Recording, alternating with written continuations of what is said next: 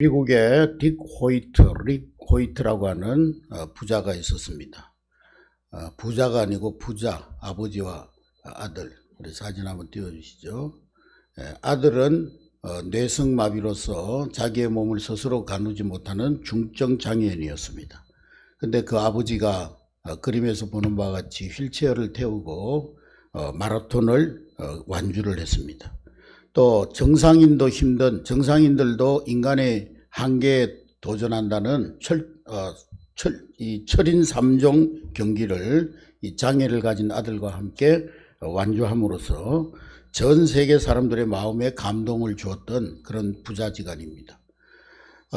이 분들이 현대자동차, 우리나라 현대자동차의 광고 모델로도 출연을 했고, 또 그 아버지는 나는 아버지입니다 라는 책을 우리 한국말로 번역해서 출간하기도 했습니다. 아들이 태어날 때에 의료장비 그 줄에 목이 감겨가지고 뇌에 산소 공급이 중단되어가지고 의료사고로 말미암아 내성마비와 전신마비 장애를 앓게 되어졌습니다. 의사가 이 아이는 평생을 식물인간처럼 살아야 되니까 가정에서 기르지 말고 특수기관에 맡겨서 양육을 하라고 했지만은 아버지는 그것을 거부하고 집으로 데려다가 양육을 했습니다. 몸을 조금도 움직일 수 없는 아들과 의사소통이 불가능해서 많은 애를 먹기도 했습니다. 그런데 다행스러운 것은 컴퓨터를 통해서 간단한 이 의사소통이 가능하게 되어진 것입니다. 근데 어느 날 아이가 성장하면서 아버지에게 그런 말을 합니다. 아빠, 달리고 싶어요.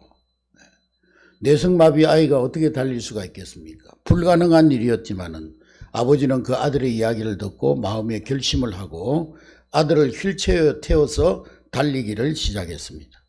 아들이 너무나 기뻐하면서 아빠, 내 장애가 다 사라진 느낌입니다.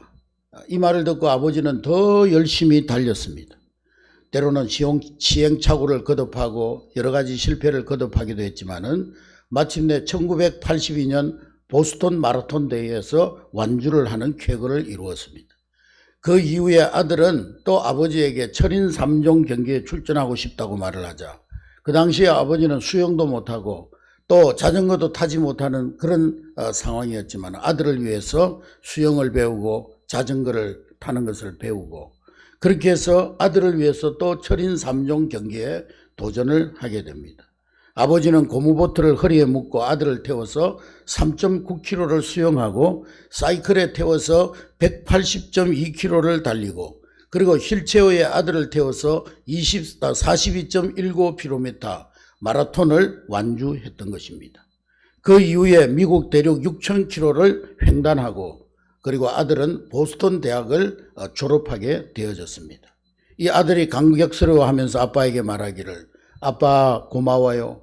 아빠가 없었다면 도저히 할 수 없는 꿈도 꿀 수 없는 그런 일이었는데 다 해낼 수 있어서 감사해요.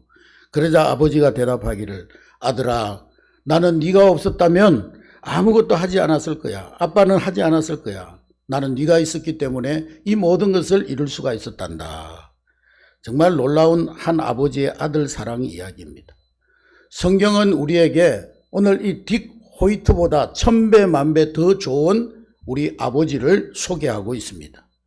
그분은 바로 하나님 아빠 아버지십니다. 할렐루야. 오늘 본문에 보면 우리는 그 하나님을 아빠 아버지라 부를 수 있다고 증거하고 있습니다. 갈라디아서 4장 6절 말씀해 보니까 갈라디아서 4장 6절 시작 너희가 아들이므로 하나님이 그 아들의 영을 우리 마음 가운데 보내사 아빠 아버지라 부르게 하셨느니라. 할렐루야. 이 아빠는 1세기 유대인들이 사용하던 아버지를 부르는 용어로서 아람으로서 우리말 아빠와 똑같은 단어입니다. 어린아이가 아버지를 부를 때 쓰는 말 아빠입니다. 이 아빠라는 말은 이제 헬라어로 크라조라는 말인데 이 크라조라는 말은 큰 소리로 부르다, 외치다, 감격에 차서 부르다 그런 뜻을 가지고 있습니다. 감격스러워서 큰 소리로 아빠 아버지라고 부르는 것을 말하는 것입니다. 그러니까 아빠 아버지는 어린아이가 정말 아버지를 감격에 차서 부르는 것처럼 우리 하나님 자녀된 우리들이 하나님을 그 어린아이처럼 감탄조로 부르는 것임을 말씀하고 있는 것입니다. 그러나 아무리 아무나 하나님을 이렇게 아빠 아버지라 부를 수 있는 것이 아닙니다. 오직 예수 그리스도로 말미암아 거듭난 하나님의 자녀만 하나님을 아빠 아버지라 부를 수가 있는 것입니다. 본래 모든 인간은 하나님의 형상대로 창조되어졌고 하나님을 아버지라 부를 수 있는 그러한 존재로 만들어졌습니다. 사도행전 17장 28절의 말씀에 보면 바울은 모든 인류가 하나님의 소생이라 그렇게 말씀하고 있습니다. 하나님이 인류의 창조주로서 우리 아버지의 위치에 계신다는 것입니다. 그런데 인류의 시조 아담 이래 모든 인간이 죄를 범함으로 말미암아 죄의 종이 되고 마귀의 종이 되어졌습니다. 에베소서 2장 3절에 보면 너희는 진노의 자녀라 마귀의 자녀라고 말씀하고 있습니다. 하나님을 아버지라고 부르기는커녕 그에게 가까이 가지도 못하는 것입니다. 그래서 이런 상태로 그냥 방치되어지면 우리는 영원한 사망, 영원한 불못에 떨어질 수밖에, 지옥의 형벌을 당할 수밖에 없는 것입니다. 그런데 하나님이 다행히도 예수 그리스도를 우리를 위한 대속의 제물로 보내주셨습니다. 예수님은 하나님의 아들이지만은 인간의 모습으로 우리 가운데 오셔서 십자가에 피 흘려 죽으심으로 우리 인간의 죄를 대속해 주신 것입니다. 그러면서 하나님은 분명히 우리에게 약속해 주셨습니다. 십자가의 복음을 믿기만 하면 제사함 받고 사망에서 구원받아 영생을 얻은 하나님의 자녀가 된다는 것입니다. 할렐루야. 요한복음 1장 12절에 영접하는 자 곧 그 이름을 믿는 자들에게는 하나님의 자녀가 되는 권세를 주셨으니 그 이름을 믿는다는 것은 구체적으로 그분이 내 죄를 위하여 십자가에 죽어주신 대속해 주신 구원자시다. 구주임을 믿는 것입니다. 믿을 때 우리는 구원받는 하나님의 자격이 아니라 특권을 얻게 되는 권세를 얻게 되는 것입니다. 할렐루야. 우리가 구원 얻는 데는 다른 조건이 필요 없어요. 오직 예수 그리스도를 나의 구원자, 나의 하나님, 나의 구주로 믿고 영접할 때 우리가 하나님 자녀되는 자격이 아니라 권세를 얻게 되는 것입니다. 여러분, 자격증은 자기가 공부하고 노력하고 자기가 시험 보고 열심히 그 자격을 갖추어서 따는 것이 자격증입니다. 그러나 우리는 하나님 자녀되는 자격증을 따는 것이 아니라 권세를 얻는 것입니다. 권세는 힘 있는 사람이 힘 없는 사람에게 주는 것이 권세입니다. 대통령이 누구를 임명하면은 국무총리도 되고 장관도 되는 것처럼 힘 있는 자가 힘 없는 자에게 주는 것이 권세입니다. 우리가 육신의 부모에게서 자녀가 되는 것을 볼 때 부모가 낳아주면 그냥 자녀가 되는 거예요. 다른 자격이나 다른 조건이 필요한 것이 아닌 것입니다. 우리가 우리 부모님의 자녀가 되기 위해서 우리가 노력한 것이 뭐가 있습니까? 우리 부모님이 사랑으로 낳아주셨기 때문에 우리는 부모님의 자녀가 된 것입니다. 할렐루야. 우리에게 예수 그리스도를 주로 인정하는 믿음이 있다는 것은 이미 하나님이 우리를 성령으로 낳아주신 결과인 것입니다. 그래서 순순히 우리는 하나님을 아빠 아버지라 부를 수가 있는 것입니다. 갈라디아서 4장 6절 오늘 본문 말씀해 보니까 갈라디아서 4장 6절 시작. 너희가 아들이므로 하나님이 그 아들의 영을 우리 마음 가운데 보내사 아빠 아버지라 부르게 하셨. 우리가 하나님을 아빠 아버지라 부를 수 있는 것은 우리가 하나님의 아들이기 때문에 하나님께서 그 아들의 영 성령을 우리 마음 가운데 보내주셔서 우리를 아빠 아버지라 부를 수 있도록 역사하셨다는 것입니다. 할렐루야. 여러분, 하나님이 우리 눈에 보이지 않는데 어떻게 보이지 않는 그분을 아버지라고 부를 수 있겠습니까? 그 자체가 신기하잖아요. 아무한테나 우리가 아버지라고 부를 수 있는 것이 아니지 않습니까? 그것도 다 큰 어른이 연세가 60, 70, 80이 된 분이 아빠, 아버지. 기적 같은 일입니다. 인간적으로 생각하면 어처구니가 없고 심하게 말하면 정신이 이상한 것 같고 그런데 아주 당연하게 그렇게 부를 수 있다는 것은 하나님이 하나님의 아들의 영, 성령을 우리에게 주셔서 우리가 성령으로 거듭나서 우리에게 믿음을 주셔서 우리는 하나님을 아빠, 아버지라 부를 수 있게 되었다는 것입니다. 할렐루야. 여러분, 아무리 교회에 왔다 갔다 하고 주일날 되면 종교생활을 위해서 내가 한 번쯤 교회 가서 좋은 말씀 듣고 나면 한 주간 그래도 마음이 편안하고 그러니까 교회 가야지 해서 아무리 그렇게 교회 왔다 갔다 해도 성령으로 거듭나지 못하고 믿음이 확실하지 않으면 하나님 아버지라는 말이 나오질 않는 거예요. 하나님 아버지를 부를 수가 없는 거예요. 예? 여러분 세상 사람들한테 하나님 아버지 불러보라고 했어요. 못 불러요. 말하지 못합니다. 거듭나지 않으면 하나님을 아버지라 부를 수가 없는 거예요. 거듭나서 성령이 우리 가운데 오셔서 성령께서 우리 마음속에 역사할 때 하나님을 우리는 아빠 아버지, 아바 아버지라고 부를 수가 있는 것입니다. 그러므로 여러분 한번 확인해 보시기 바랍니다.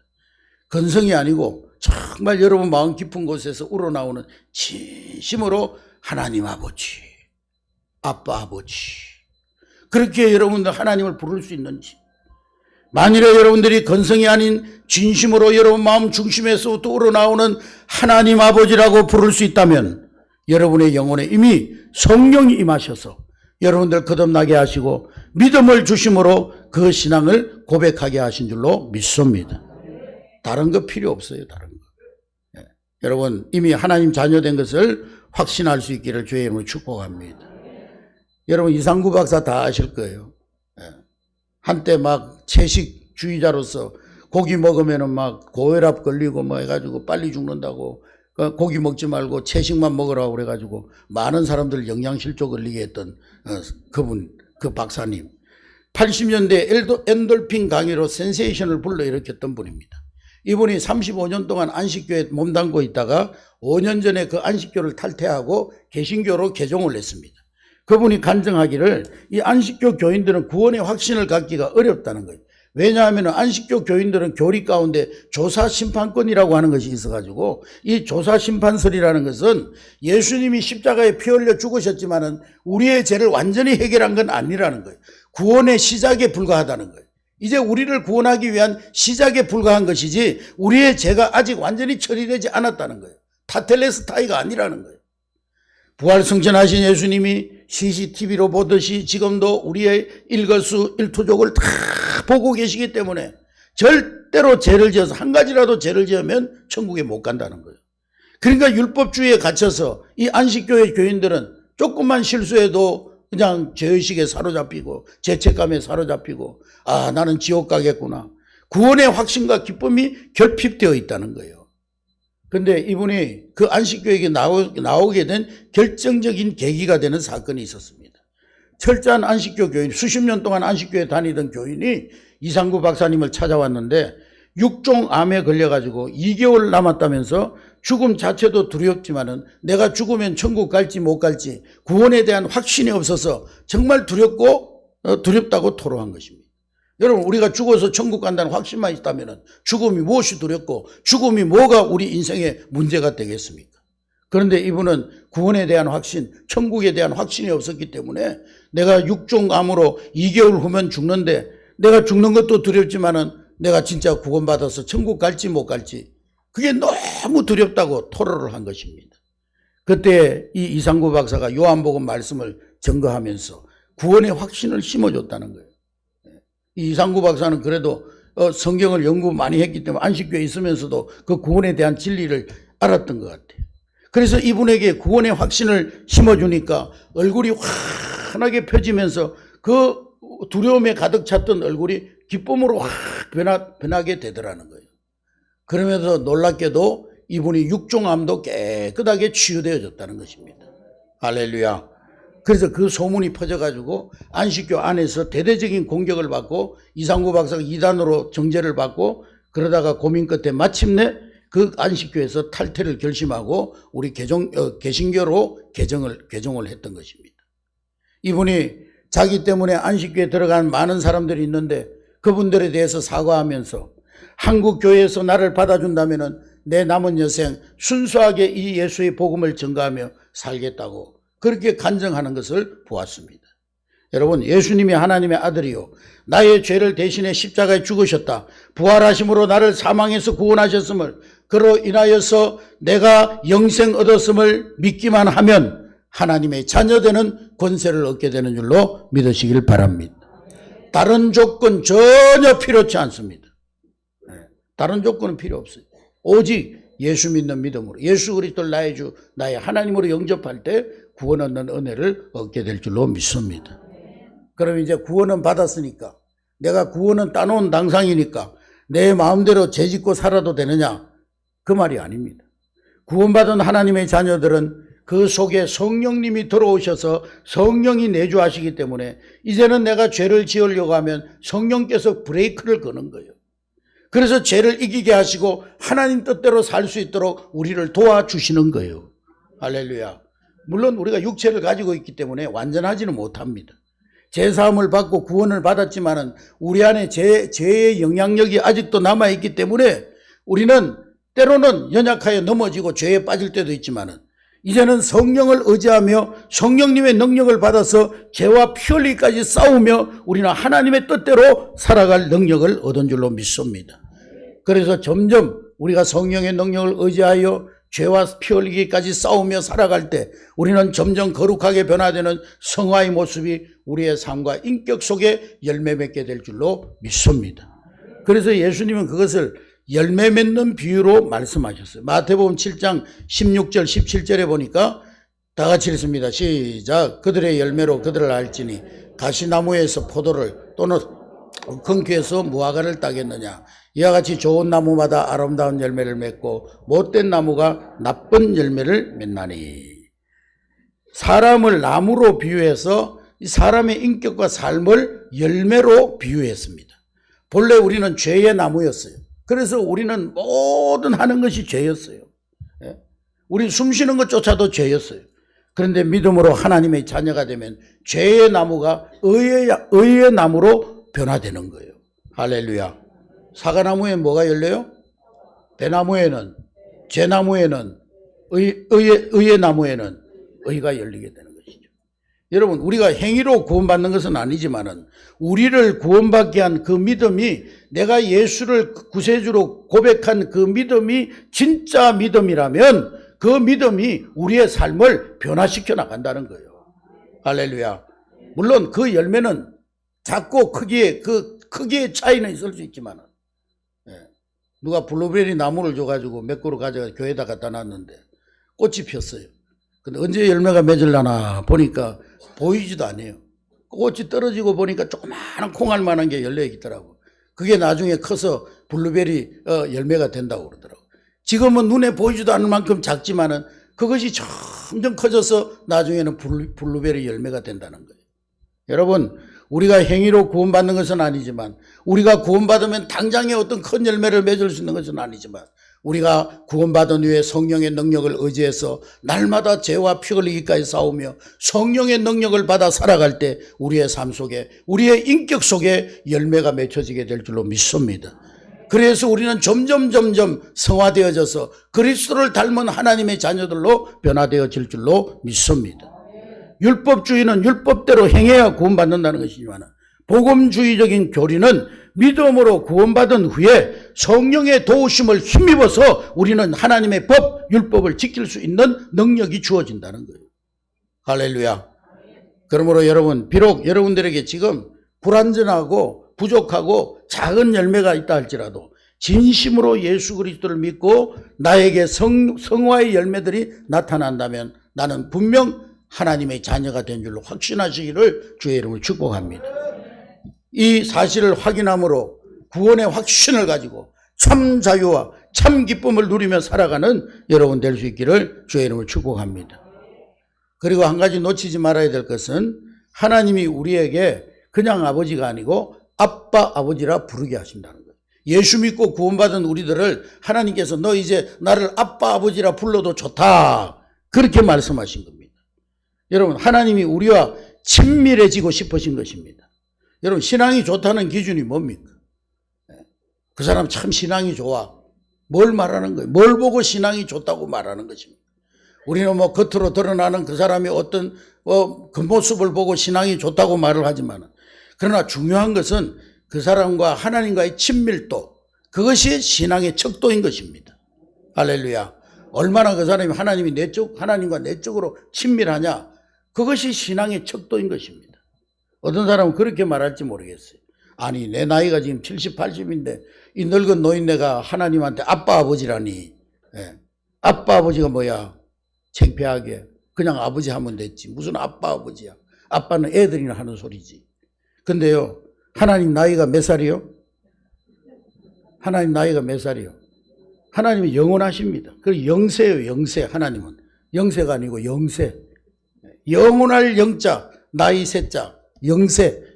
그렇다면 우리가 지금 뭐 요즘은 100세 시대라고 그래가지고 많은 분들이 100세도 살고 120세도 삽니다만은 우리가 100세를 산들 하나님 앞에서는 갓난 어린아이보다 더 어린 하나님의 자녀입니다. 아멘. 그러니 무슨 체면 차리고 무슨 뭐 내가 나이가 몇 살인데 하나님 앞에서는 어린아이에 불과한 거예요. 젖먹이 어린아이보다도 더 어린 거예요. 다윗은요, 하나님의 법궤가 저 광야에 있다가 다윗성으로 들어오니까 너무 기뻐서 하나님 앞에 재롱을 떠는데 막 춤을 추면서 막 사람들이 보던 말았던 하나님의 법궤가 드디어 다윗성으로 들어오게 됐구나. 하나님 앞에 막 춤추며 찬양하며 기쁨으로 막 춤추다가 바지가 내려가는 줄도 모르고 막 사람들이 그걸 보고 아이고 저 임금이 채신머리 어깨에 그냥 저렇게 춤춘다고 바지가 내려가는 줄도 모르고 저런다고. 그 부인이 미갈이 막 그렇게 하다가 결국에는 미갈이 하나님께 징계를 받아가지고 자식도 못 낳는 불임자가 되고 말았잖아요. 여러분 다윗 왕은 체면도 나이도 다 잊어버리고 어린아이처럼 하나님을 찬양하고 하나님을 기뻐하고 아멘. 여러분 하나님 앞에서 폼 잡을 거 없어요. 하나님 앞에 우리가 뭘 폼 잡겠어요. 하나님 앞에 뭘 우리가 거들먹거리겠어요. 왕도 하나님 앞에 어린아이처럼 죄롱을 부리는 거예요. 그러므로 하나님을 마음껏 아빠 아버지라 부르는 여러분 될 수 있기를 주의 이름으로 축복합니다. 평상시에 잘 안 되는 분은 혼자 기도할 때 한번 그렇게 기도해 보세요. 아빠 아버지. 제가 학교 다닐 때 방치정이라는 학생이 있었는데 우리 3학년 선배, 제 1학년 돼서 이 선배는요 새벽 기도 시간에 그 강당에서 기도할 때 보면 그 의자 밑에 들어가가지고 막 아빠 아버지 얼마나 순수하게 아빠 아버지를 부르는지 몰라요. 여러분들도 아빠 아버지를 한번 불러보시기 바랍니다. 아멘. 하나님이 기뻐하시고 우리를 친밀하게 만나 주실 줄로 믿습니다. 기도 응답도 더 잘 될 줄로 믿습니다. 하나님 앞에 폼 잡지 말고 거들먹거리지 말고 하나님 앞에 어린아이 같은 그런 믿음으로 아빠 아버지. 그러면은 하나님께서 여러분들이 더 큰 응답으로 더 잘 되도록 역사해 주실 줄로 믿습니다. 그러면 하나님의 자녀로서 우리가 어떻게 살면 좋겠습니까? 모든 신분이 그렇듯이 모든 신분에는 특권과 책임이 있어요. 우리 윤석열 대통령이 이제 대통령으로 임명이 됐는데 대통령이 되면 특권이 있고 책임이 있습니다. 대통령으로서 누릴 수 있는 특권이 있는가 하면 대통령으로서 감당해야 될 책임이 있어요. 우리가 구원받았는데 구원받은 하나님의 자녀가 되면 구원받은 하나님의 자녀로서의 특권이 있고 책임이 있는 거예요. 우리가 구원의 확신을 갖고 구원받은 하나님의 자녀로서 살아가는 건 좋지만은 특권에만 관심을 두면 곤란한 거예요. 교회에서도 마찬가지. 하나님께서로부터 어떤 직분을 받았으면은 내가 집사인데, 내가 권사인데, 내가 장로인데 그런 특권의식만 가질 것이 아니라 내가 집사로서, 권사로서, 장로로서 교회를 위해서, 하나님 나라를 위해서 어떤 책임을 감당하고 하나님 앞에 헌신해야 될 것인가. 책임도 알아야 되는 거, 책임. 뭐 특권만 알아가지고 내가 집사인데, 권사인데, 장로인데, 목사인데. 특권과 함께 책임이 있는 거예요. 특권의식과 책임의식을 균형 있게 갖추어야 되는 거예요. 마치 이것은 동전의 양면과 같은 거예요. 우리는 좋은 의미에서는 특권의식을 갖고 살아야 됩니다. 하나님의 자녀로서 담대히 하나님 앞에 구하고 얻고 누리고 하나님이 하나님 자녀들에게 된 우리들에게 주신 가장 좋은 특권은 기도할 수 있는 특권이에요. 무엇이든지 하나님 앞에 구할 수 있는 특권이에요. 우리는 아들이기 때문에 하나님 앞에 청구할 수 있는 청구권을 주신 거예요. 갈라디아서 4장 7절 말씀해 보니까 갈라디아서 4장 7절 다 같이 읽습니다. 시작. 그러므로 내가 이후로는 종이 아니요 아들이니 아들이면 하나님으로 말미암아 유업을 받을 자니라. 하나님의 아들이면 하나님으로 말미암아 유산을 받을 특권이 있다는 거예요. 특권. 그 특권은 뭐냐? 우리가 하나님 앞에 구하고 찾고 두드릴 때 하나님 모든 것 우리에게 다 주시고 나중에는 천국까지 우리에게 주신다는 거예요. 여러분, 종은 눈치 보느라고 특권 누리는 거 엄두도 못 내요. 어떤 고아원에서 한 아이를 데리고 와가지고 양아들을 삼았는데요. 이 아이가 고아원에서 자라면서 눈치만 보고 자라다 보니까 아들이 됐는데도, 지금 양아들로 집으로 들어왔는데도 부모 눈치만, 양부모 눈치만 보는 거예요. 냉장고 문도 자기가 마음껏 못 열어요. 엄마 아빠 눈치 보다가 안 보이면 냉장고 문 열고. 그래서 그 양부모가 아이를 불러놓고 그랬다는 거예요. 아들아, 너는 이제 내 아들이야. 너는 이제 내 사랑하는 아들이야. 그러니까 이 집에 있는 모든 게 다 네 거야. 그러니까 이제는 엄마 아빠 눈치 보지 말고 네가 먹고 싶은 거 있으면 냉장고 문 열어서 뭐든지 마음껏 먹고, 너 눈치 보고 살지 마. 그랬다는 거예요. 여러분, 그랬더니만 그 아들이 점점 눈치를 보지 않고 가족이 되어 가더라는 것입니다. 여러분, 우리는 하나님의 자녀, 하나님의 유업을 이을 상속자가 된 줄로 믿습니다. 하나님께서 우리에게 천국을 이미 주셨고 이 세상 살 동안 필요한 모든 것들을 이미 우리에게 약속하셨고 우리에게 주신 줄로 믿습니다. 그러므로 우리는 하나님의 사랑을 확신하고 담대히 하나님 앞에 구하는 여러분 될 수 있기를 주의 이름으로 축복합니다. 하나님은 독생자 예수님을 십자가에 내어주실 정도로 우리를 사랑하셨어요. 당신의 한 분뿐인 아들을 우리를 위해 십자가에 내어주시기까지 우리를 사랑하셨어요. 그러므로 그 하나님이 당연히 아들까지 주셨는데 다른 모든 것을 아무것도 아끼지 아니하고 우리에게 얼마든지 주실 수 있는 하나님이심을 믿으시기 바랍니다. 로마서 8장 32절에 자기 아들 예수님을 우리에게 아끼지 아니하고 주신 분이 우리 모든 사람들에게 그 아들과 함께 다른 모든 것을 우리에게 주시지 않겠느냐고 반문하고 있는 것입니다. 그러므로 여러분, 하나님 앞에 마음 놓고 무엇이든지 기도하면 하나님께서 여러분들에게 응답해 주실 줄로 믿습니다.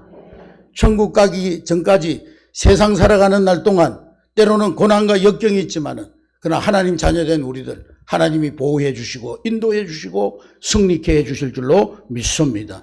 그래서 바울은 고난 중에도 그렇게 고백했어요. 로마서 8장 37절에 보니까 이 모든 일에 내가 우리를 사랑하시는 하나님으로 말미암아 우리가 넉넉히 이기느니라. 내가 확신하노니 사망이나 생명이나 천사들이나 권세자들이나 현재일이나 장래일이나 능력이나 높음이나 기쁨이나 다른 그 어떤 피조물이라도 우리를 예수 그리스도 안에 있는 하나님의 사랑에서 끊을 수 없느니라. 할렐루야. 여러분, 우리가 하나님 자녀로서 어떤 자세로 살아야 되겠습니까? 때때로는 고난이 있고 역경이 있고 어려움이 닥쳐와도 염려하지 말고 하나님 주신 이 약속 붙잡고 확신 가운데 승리하는 여러분 될 수 있기를 주의 이름으로 축복합니다. 로마서 8장 28절 우리가 알거니와 하나님 사랑하는 자 곧 그 뜻대로 부르심을 입은 자들에게는 모든 것이 합력하여 선을 이루느니라. 이 모든 것이라는 말에는 형통도 있고 또 고난도 포함되어 있는 거예요. 고난이 와도 힘든 일이 와도 결국 승리로 바꾸어 주신다는 약속입니다. 그러므로 여러분 적극적으로 기도하시기를 주의 이름으로 축복합니다. 기도야말로 자녀의 특권 중에 특권이에요. 요한일서 5장 14절에 그를 향하여 우리의 가진 바 담대함이 이것이니 그 뜻대로 구하면 무엇이든지 들으심이니라. 하나님 뜻대로 구하기만 하면 하나님 다 들어주신다는 거예요. 여러분, 아무런 망설임이나 주저함이 없이 아빠 아버지께 구하라는 거예요. 기도하라는 거예요. 하나님은 항상 우리의 기도에 귀를 기울이고 계십니다. 시편 34편 15절에 보면 여호와의 눈은 의인을 향하시고 그 귀는 그들의 부르짖음에 귀를 기울이신다 그랬어요. 하나님은 우리가 중얼중얼거리는 소리까지 우리의 신음소리까지도 다 듣고 계시고 도와주신다는 거예요. 이 약속을 확실히 믿고 어린아이처럼 작은 것부터 순진하게 하나님 앞에 구하고 찾고 두드리며 기도하는 여러분 될 수 있기를 주의 이름으로 축복합니다. 우리는요, 기도 그러면은 뭐 큰 일만 뭐 기도하는 걸로 생각해요. 뭐 암병이 걸려가지고 막 죽을 병이 걸렸을 때 그럴 때나 기도하고, 뭐 사업이 파산돼가지고 어려움이 있을 때 그럴 때만 기도하고, 또 거기에 응답받은 것만 막 응답받은 것으로 생각하고 그러는데 우리는 어린아이처럼 지극히 작은 것까지도 아빠 아버지께 구해야 되는 거예요. 어린아이는 지극히 작은 것도 아빠한테 구하잖아요. 아빠의 도움을 청하잖아요. 그것처럼 우리는 지극히 작은 것도 우리가 생각할 때 이런 것도 기도해야 돼? 그것까지도 하나님 앞에 아빠 아버지께 기도해야 되는 거예요. 아멘. 네. 그래서 좋은 기도는 얼마나 큰 응답을 받는가 보다 기도의 태도가 중요한 거예요. 기도의 제목이 크든 작든 어린아이처럼 기도하면 하나님께서 우리에게 좋은 것으로 응답해 주실 줄로 믿습니다. 몇 년 전에 해외 토픽에 나온 이야기인데 재밌는 얘기가 있는데요. 어떤 노처녀가 아주 예쁘고 아름다운 처녀가 있었는데 이 처녀는 입버릇처럼 내 신랑감은 하나님께서 예배해 놓으셨고 하늘로부터 보내주실 거야. 분명 하나님이 내 신랑감을 하늘로부터 보내주실 거야. 그러면서 막 기도했다는 거예요. 그러니까 사람들이 그 처녀를 바라보면서 아이고 저 여자는 노처녀로 평생을 살 거야. 아니 신랑감 찾아 돌아다녀야지 무슨 하늘로부터 내려준다고 그러냐고. 그러면서 사람들이 그래 네 신랑감이 하늘에서 떨어지나 안 떨어지나 한번 두고 보자. 그런데 처녀는 확신을 가지고 포기하지 않고 기도했다는 거예요. 근데 드디어 그 처녀가 결혼하게 됐어요. 신랑은 누구냐? 공군이 비행기 타고 이렇게 훈련하는데요. 그 비행기가 추락을 해가지고 거기서 낙하산을 타고 막 내려오는 청년이 병사가 있었는데 그 병사가 마침 그 처녀집 마당으로 떨어진 거예요. 그래가지고 그 병사하고 결혼한 거예요, 진짜. 하나님이 진짜 하늘에서 보내주신 거예요. 네. 기도하시기 바랍니다. 네. 처녀들 기도하시기 바랍니다. 네. 순전한 믿음으로 사소한 것도 어린아이처럼 기도하다 보면 하나님은 우리의 순수한 믿음의 기도에 응답해 주시는 거예요. 뭘 하나님 앞에 폼 잡고 거들먹거려요. 어린아이처럼 기도하는 거예요. 아빠 아버지, 아빠 아버지. 그러면 더 큰 것도 기도할 수 있고 더 큰 것도 응답해 주실 줄로 믿습니다. 우리가 하나님의 자녀라면 이런 특권을 누려야 되지만은 또 한편으로 책임도 감당할 줄 알아야 됩니다. 육신적으로도 보면은요, 어린아이 때는 매 엄마한테 달라고만 하고, 엄마 이것도 줘, 저것도 해줘, 이것도 해줘, 저것도 해줘. 철들면은 부모를 위해서 뭘 해드릴까 생각하게 됩니다. 영적으로도 마찬가지예요. 영적으로 철이 들들었을 때는 하나님이 나를 위해서 뭘 해주실 건가? 교회가 나를 위해서 뭘 해주고, 뭘 위로해주고, 뭘 어떻게 도와주고, 그 생각만 해요. 그러나 철든 자녀가 되면은 이제는 하나님 아버지를 위해서, 부모님을 위해서 뭘 해드릴까?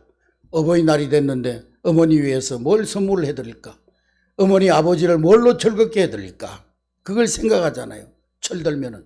영적으로도 마찬가지예요. 우리가 영적으로 철들면 이제는 하나님 아버지를 위해서, 교회를 위해서, 하나님 나라를 위해서 내가 어떻게 헌신하며 살아갈까? 어떻게 하나님의 영광을 드러내며 살아갈까? 어떻게 정인된 삶을 살아갈까? 그것을 생각하는 것이죠. 바울은 그래서 권면하기를 고린도전서 10장 31절 말씀에 그런즉 너희가 무엇을 먹든지 마시든지 모든 일을 무엇을 하든지 다 하나님의 영광을 위해서 하라. 아멘.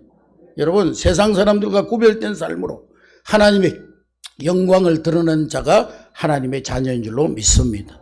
예수님 말씀하시기를 마태복음 5장 16절에 너희 빛을 사람들에게 나타내어 너희의 착한 행실을 보고 세상 사람들이 하늘에 계신 아버지께 영광을 돌리게 하라 그랬어요. 여러분, 세상 사람들이 여러분들이 말하는 거 보고 은혜 안 받아요. 여러분들의 삶의 모습을 보고 은혜 받는 거예요. 여러분들이 열심히 교회 다니는 거 보고 세상 사람들이 은혜 받는 게 아니에요. 살아계신 하나님 만나는 게 아니에요. 여러분들의 변화된 삶의 모습을 보면서 세상 사람들이 야, 예수 믿는 사람들은 우리하고 다르구나. 그래서 성도잖아요, 성도. 구별된 사람들. 세상 사람들과 구별된 사람들. 세상 사람들은 그저 대접받으려고 하고 섬김 받으려고 하지만 우리가 세상 속에 나가서 대접하고 섬기고 봉사하고 나누어주고 희생하고 그럴 때 세상 사람들이 우리 자기들과 구별된 모습을 보면서 감동받고 하나님의 존재를 느끼게 되고 하나님을 칭송하게 되는 것입니다. 그게 바로 하나님께 영광을 돌리는 삶이에요. 뭐 교회 와가지고 걸어가면서 폼 잡고 앉아있는다고 세상 사람들이 하나님께 영광 돌리는 게 아니에요. 세상 속에 나아가서 여러분들의 살아가는 삶의 모습을 보고 세상 사람들이 하나님께 영광을 돌려드리는 거예요. 할렐루야. 또 우리는 입술로도 적극적으로 복음을 전가할 때 하나님이 기뻐하십니다.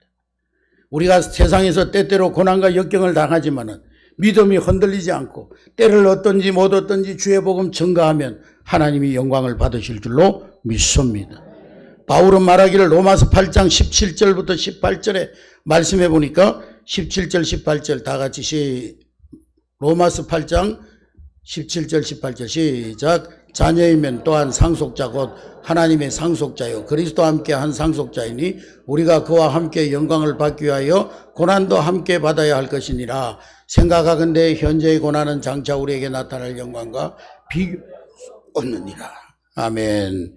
세상에서의 고난이 아무리 커 보여도 천국의 영광이 훨씬 더 크기 때문에 이 세상에서 당하는 고난을 불사하고라도 정인의 삶을 살 때 그것이 바로 하나님의 자녀된 책임을 다하는 성숙한 자녀의 모습인 것입니다. 할렐루야. 얼마 전에 우리 대한민국의 지성의 대표적인 지성이라고 불리었던 이어령 교수님이 이제 별세하셨습니다. 식자우환이라고, 이분은 세상 지식을 너무 많이 가지고 이성적인 사람이다 보니까 예수 믿기가 참 어려운 분이었어요. 그런데 딸인 고 이미나 목사가 고난을 통해서 하나님 만나게 되고 한국에서 명문대학을 졸업하고 미국에 가가지고 로스쿨을 거쳐가지고 검사가 됐습니다. 검사가 된 딸이 아버지한테, 대학 교수 아버지한테 전화를 하면 맨날 그러는 거예요. 아버지, 하나님 살아계십니다. 하나님 믿어야 돼요. 아버지, 하나님 믿고 예수님 믿고 천국 가셔야 돼요. 이 이어령 교수가요, 자기 딸이 그렇게 한국에서도 명문대를 나오고 미국에서도 명문대를 졸업한, 로스쿨을 졸업하고 검사가 된 사람이 내 딸이 엘리트인 줄 알았는데 이게 예수 믿더니만 광신도가 됐구나. 아이고, 이 딸을 어떻게 하면 좋나. 기가 막히더라는 거예요. 거기다가 자기 아버지가 눈앞에 있는데 자꾸 하나님을 아버지라고 막 하나님 아버지라고 부르고 너무 기분이 나쁘더라는 거야. 아니, 내가 네 아버지인데 무슨 하나님 아버지가 아버지냐고. 아니, 나를 두고 무슨 하늘 아버지 찾느냐고. 그러면서 막 거부감을 가졌다는 거예요. 그런데 딸이 암에 걸리면서 실명위기에 빠지게 되고 또 손자가 또 여러 가지 질병을 통해 가지고 이런저런 고난에 빠지면서 이분도 결국에는 하나님 앞에 항복하고 자기의 지금까지 가지고 있던 지성, 이성, 이 모든 것들이 하나님 앞에 아무 힘이 없는 거구나. 두 손 들고 항복하고 하나님을 찾게 됐어요. 자신이 육신의 아버지임에도 자기 병들어 죽어가는 딸, 병들어 고통받는 손자들에게 아무것도 할 수 없는, 세상의 지식 가지고 아무것도 할 수 없는 그 인간의 한계를 깨닫게 된 거예요. 그래서 이분이 아직 교회 나가지도 않은 그 시절에, 하나님 믿지 않는 그 시절에 작은 예배당, 이웃에 있는 동네에 있는 작은 예배당에 가가지고 기도를 했다는 거예요. 하나님 살아계신다면 내 딸을 살려주세요. 내 딸이 실명되지 않게 해주세요. 하나님이 만일에 내 기도를 들어주신다면 내 말재주, 글재주를 가지고 남은 생에 당신을 위해서 살겠습니다. 복음 전하겠습니다. 근데 그 기도가 맞춰지면서 놀랍게도 그 딸이 실명의 위기에서 치유가 되어졌습니다. 할렐루야. 그래서 그 딸의 권유로 세례를 받게 됐는데, 세례를 받는 그 순간에 자기도 모르게 자꾸 눈물이 나더라는 거예요. 그래서 가만히 생각해 보니까 자기가 육신적으로 태어날 때 자기는 의식은 못했지만 아마 이렇게 울었을 것이다. 아기가 태어날 때 울었던 것처럼 내 영혼이 하나님 안에서 거듭나는 이 순간도 이렇게 내가 눈물이 나는구나. 그러면서 은혜를 받았다는 겁니다. 그 이후에 예수를 믿고 나서도 그분에게는 시련이 계속되었습니다. 손자가 세상을 떠나고 그렇게 사랑하는 딸이 결국에는 소천하고 그 믿음이 흔들릴 법도 했지만은 그럼 그렇지, 하나님이 어디 살아계셔? 하나님 살아계신다면 내 딸을 살려주셔야지, 내 손자를 살려주셔야지. 그러면서 믿음이 흔들릴 법도 했지만은 이미 얻은 믿음이 연단을 거치면서 이 믿음이 굳건하게 말씀 위에 세워진 거예요. 할렐루야. 그래서 이성에서 영성으로 하는, 그런 지성에서 영성으로 하는 책을 펴내가지고 자기가 지금까지 세상의 지성을 가지고 살아왔는데 이 모든 것이 하나님 앞에 볼 때 너무도 어리석고 바보 같은 것이었다. 그래서 지성에서 이제는 영성으로, 본인도 암 선고를 받고 투병을 하다가 소천을 하셨는데 이분이 암과 싸우면서 그런 말을 했어요. 나는 암과 싸우는 투병이 아니라 친병이다. 암과 친하게 지내고 살다가 하나님 부르시면 갈 것이다. 암 치료를 거부하고 하나님 부르실 때까지 믿음의 글을 쓰면서 많은 사람들에게 예수 그리스도의 복음을 전하면서 최선을 다해서 살다가 하나님 부르실 때 하나님 앞에 부름을 받았습니다. 이분이 그런 말을 해요. 죽기 전에 그런 말. 죽음은 찬란한 순간이다. 죽음은 주님이 기다리시는 곳, 먼저 간 사랑하는 나의 딸과 손자가 기다리는 천국으로 나는 떠나간다. 그리고 하나님 앞에 부름을 받았다는 것입니다. 할렐루야. 네, 여러분, 이와 같이 하나님의 자녀는 고난 중에도 하나님을 바라보는 줄로 믿으시기를 주의 이름으로 축복합니다. 그것이 바로 하나님을 아버지로 믿는 신앙인 것입니다. 험한 세상을 살기에 우리는 세상 사는 날 동안 별의별 어려운 일도 있고 고난도 만나지만은 우리가 정말 예수 그리스도로 말미암아 구원받았다는 이 믿음만 확실하다면, 예수 그리스도가 내 인생의 해답이시며 예수 그리스도가 내 인생의 모든 것임을 확신하다면 천국을 소망하면서 끝까지 믿음을 지켜 승리하게 될 줄로 믿습니다. 그리고 뿐만 아니라 하나님 영광 드러내고 정인의 삶을 살아갈 수 있는 줄로 믿습니다. 여러분, 하나님은 우리 아버지십니다. 하나님은 우리 아버지, 아니 나의 아버지십니다. 독생자 예수님의 십자가의 피값으로 나를 하나님의 자녀, 하나님의 아들, 하나님의 딸로 삼아주셨습니다. 이 사실을 믿으십니까, 여러분? 네. 믿는다면 하나님은 여러분 아버지가 맞습니다.